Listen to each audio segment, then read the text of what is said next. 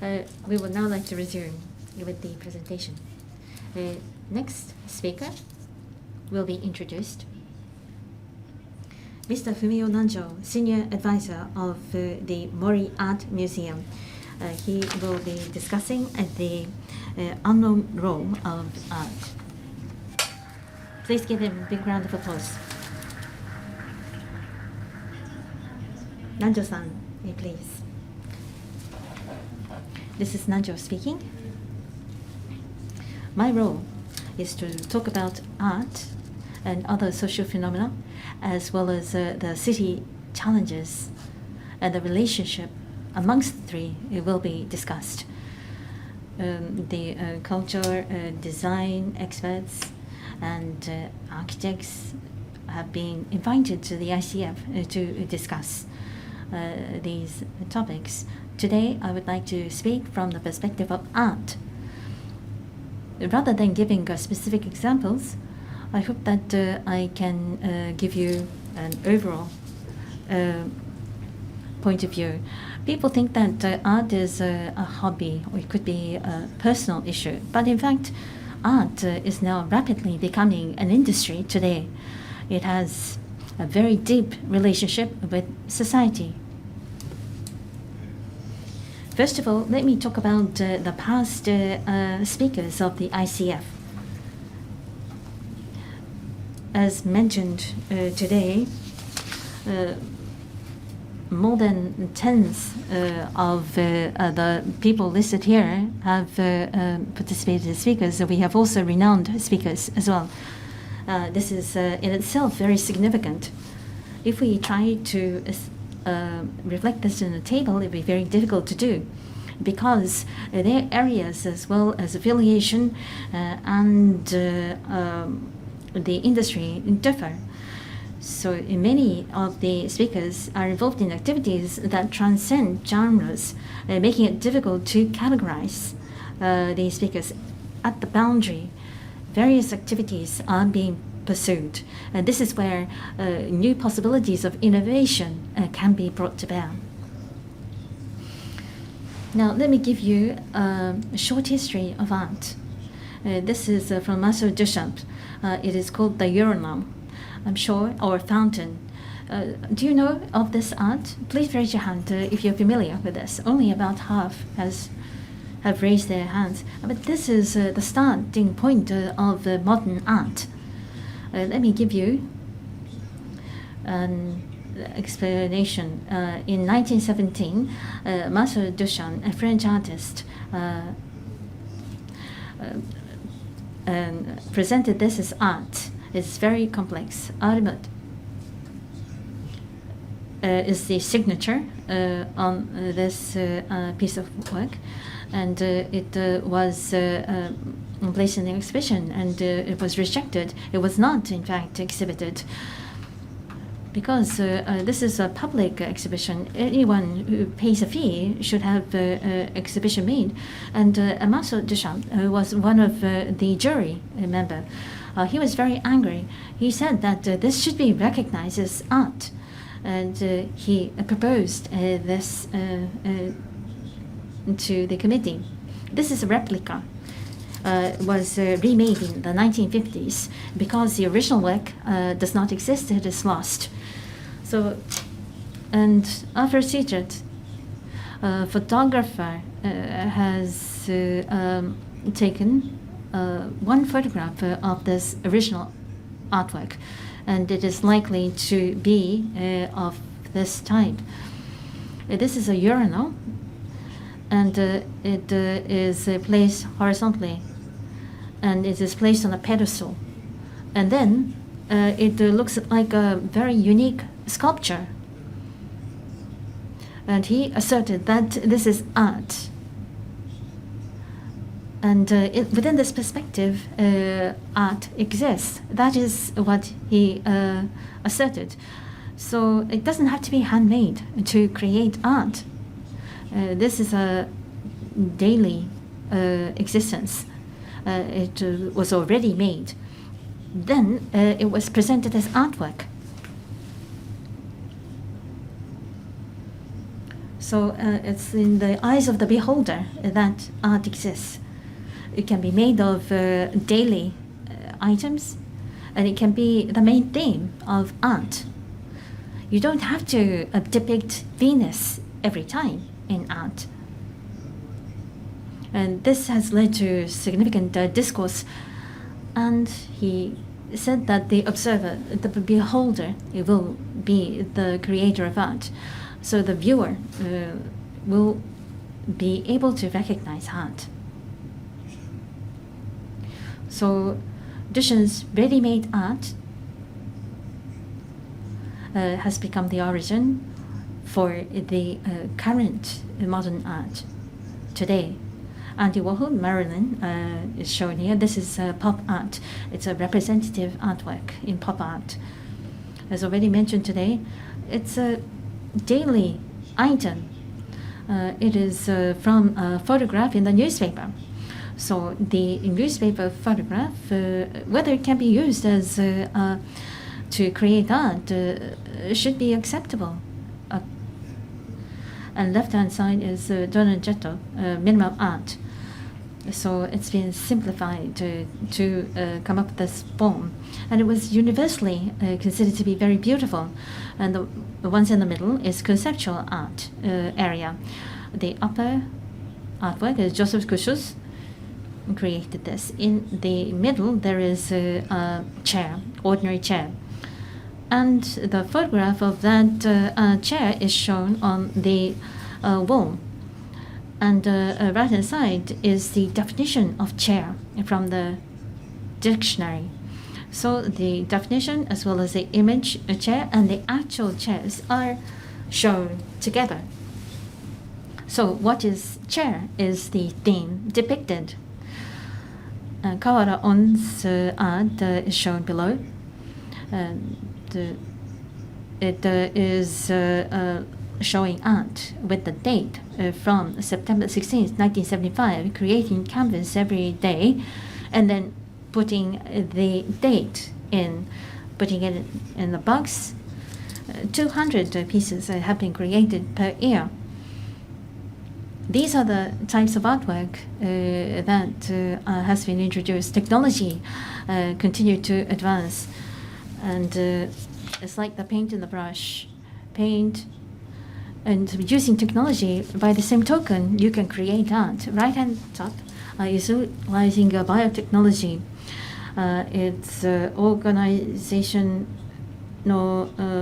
culturing. So it's Goch's ears cut out based on the DNA of his relative, recreated in this way as art. Below is teamLab, the borderless in Odaiba. I'm in the photograph with Ito-san. It's about 10,000 square meters.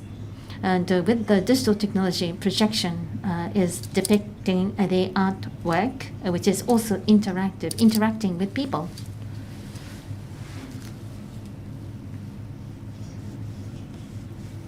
So it is not just appreciation of art anymore. It's an immersive experience with your whole body. It's immersive art. It's more than 10,000 square meters. Therefore, the space overall is like a realization of the metaverse.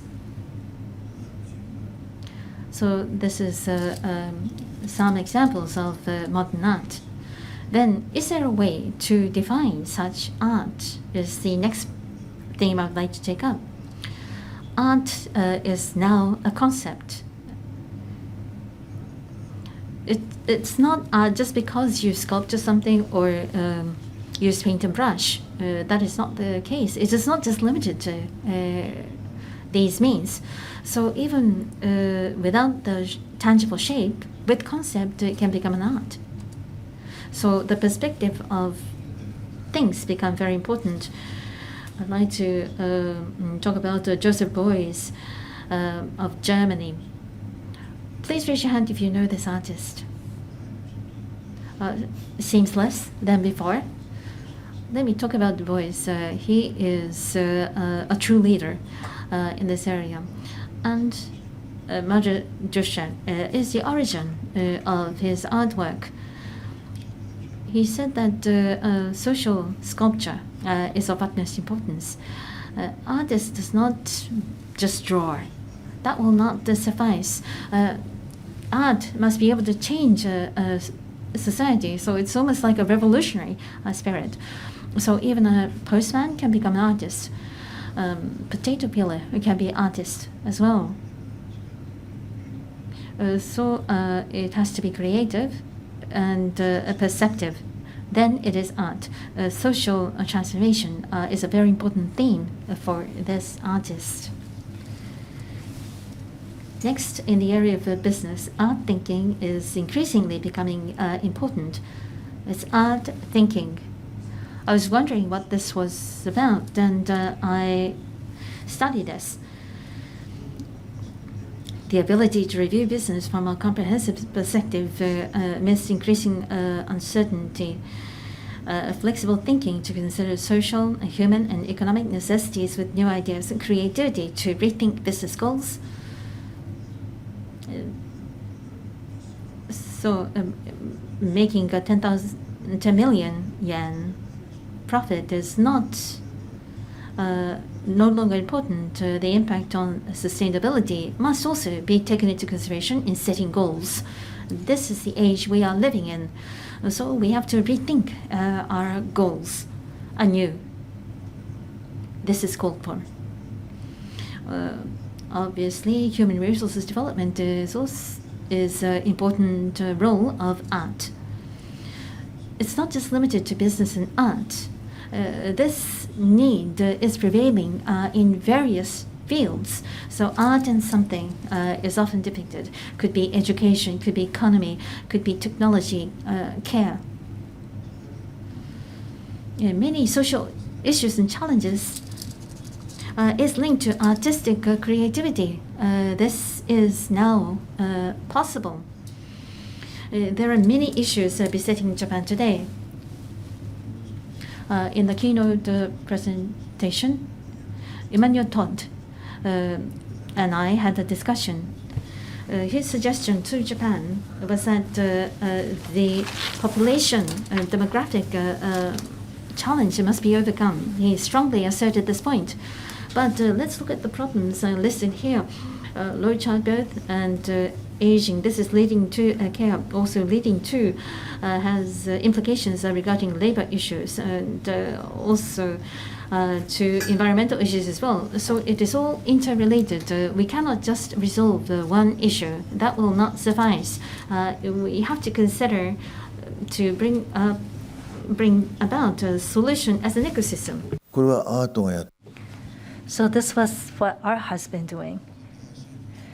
Now, what about the starting point of ICF? I tried to recall this. So, Japanese economy in the age of massive consumption, that strength had been lost long ago. So what does Japan need to do? What can they do in Japan? But I think 10 years ago, I felt that the only thing that was left for us was creative industry, and that Japan will face towards that direction, and Tokyo will become the most important base for that. And that has to be standing out amongst the Asian nations and cities. It has to be more creative, more cultural than any other cities in Asia. As Ichikawa-san said, identity of Tokyo. I believe that it's art, culture. We have to really stand out, excel here. And of course, METI has, I think it suggested that we include the issue of food. So food is part of our culture, so we can include it as well. So it's not just art, fine arts, but we have to be standing out. We have to excel in it. And so we need to think about Tokyo from that perspective. Then we have to think about our lifestyles. How is that changing? That will change, of course. In the past 10 years, we have received many suggestions, many ideas for the future. These are the technologies. These are the changes we see. Art will change. Cars will change. Robots will come about. Biotechnology could maybe design children So what would happen in an age like that? We will have more and more choices. And I wonder if that number of choices is controllable for human beings, but we will have many things that will happen at the same time in parallel. In 2019, I did an exhibition on future and creative. Upper left, we have used the state-of-the-art Fiverr. And you can see a child. This is Patricia Piccini. It's an Australian female artist using biotechnology to indicate that in the future, children may be designed as a completely different creature. And this is a sculpture. It's actually a very delicate sculpture. And on the right-hand side, this is a robot that's directing at a music concert. And up above, you see this is artificial meat. This was a Dutch artist, and she's making a proposal for restaurants that uses artificial meat. And that's just started open already and taking reservations already. So what happens when the lifestyle changes? What are the two questions that the city brings about? One is sustainability, the architecture that builds the city or the system. What is it made out of? So materials that's used, energy efficiency. We have to all look at that as a sustainability issue. The other is the significance of the city, its existence. Of course, as the previous speaker said, city will continue to thrive and flourish. And people will come and continue to live in the city, but we will have people living outside. So we have people living in maybe both locations. So we have aggregation and diversification. Those are sort of the two important factors that determine the existence of the city. And there are different types of cities that's being proposed. This is a Pomori Studio suggested city on the sea. And it says zero energy. So in other words, it's self-sustained energy supplied city. This is actually posted on the Paris City official website. And you see a lot of images like this. In 2050, Paris would like to have the city like this. And they actually post this on their website. Tokyo has not done anything like this. So in other words, it's an architecture that's green and it's surrounded. It's a new Paris that's basically filled with green. This is Neom in Saudi Arabia. In the middle, you see this line. It's 170 kilometers long. It's called the Line City. And there's a movie, so let me show you that.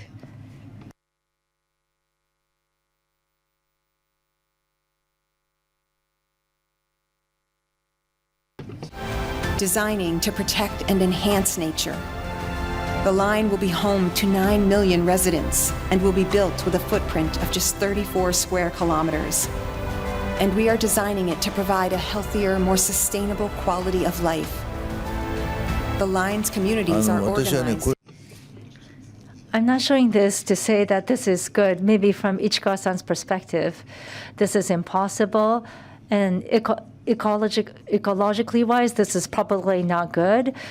But just to conceptualize something like this and to announce it is surprising. It's made out of glass, wall, it's a city. You can move from one end to the other in 20 minutes. Everything is accessible right away. And it's broken down into different blocks, and they're all different. 500 meters tall. You think you can? I don't think you can build something like this, but the fact that they are able to conceptualize something like this has its significance. And finally, this is the city of Mars. NASA has been doing a competition to build a house in Mars, because someday people will go out in the space and they need housing. We can't bring everything from the earth, so they will need to use soil and dirt and on the Mars to build a house using 3D printer. And that's where people will live. That's what they need to think about. And what about the method? What sort of shape the house will be? That's what they're researching. So what is it that art brings? We don't know if we can realize it or not, but maybe we will be forced to do this in the future, especially the way we live. And as a solution to maybe environmental issues, or maybe this is a dream, a fantasy. So there are different reasons, but ability to conceptualize, this is the power of art. And by envisioning such a large vision, we will be able to build a solution. So what is the solution about? So maybe technology will solve a lot of these issues. Maybe we will need to shift our target. If we have the same target from before, we will not be able to accomplish this new vision. We need to change our thinking mindset. We need to have diverse solutions. We need to admit that. So we need to build a society that accepts diversity. In other words, art is not just about sculptures and paintings. It's actually a platform, a very flexible platform. So what does it mean to build a city? There's not much art can do. Maybe not specific concrete things, but we can show a vision. And what should the vision should be? Is to design the lifestyles of people that live there. I think it's an insight that art can bring. And with that insight, we can design a city. I won't say who. Maybe it's the people who actually live there. But that would ultimately bring happiness to people. So art will open the future in a much deeper way than we may imagine. Thank you very much for your kind attention. ありがとうございました。 Thank you, Mr. Nanjo. So please give him a big round of applause.